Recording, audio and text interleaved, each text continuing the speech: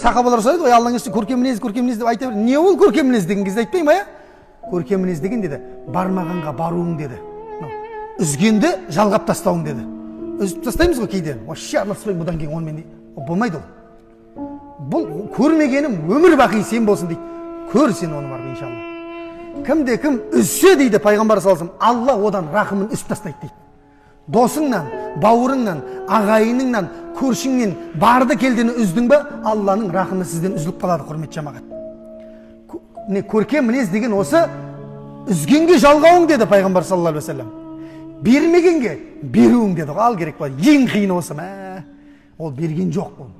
Неге мен берем? Бересің, өйткені пайғамбар берген солай. Мұсылмансың ба?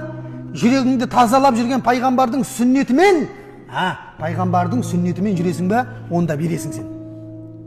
Көрдіңіз ба? Және не деді? Зұлымдық жасағанды кешіруің деді пайғамбар саллаллаху алейхи ва саллям. Міне 3 сипат көркем мінездіктің шыңын көрсетеді. Кімде мына 3 сипат болса, ол иншалла пайғамбардың жанында, жәннатта дастарханда отырады. Қасында Омар бар, Абу Бәкір бар, ана пайғамбарлар бар. Барлығына Алланың рахымы болсын, разылығы болсын.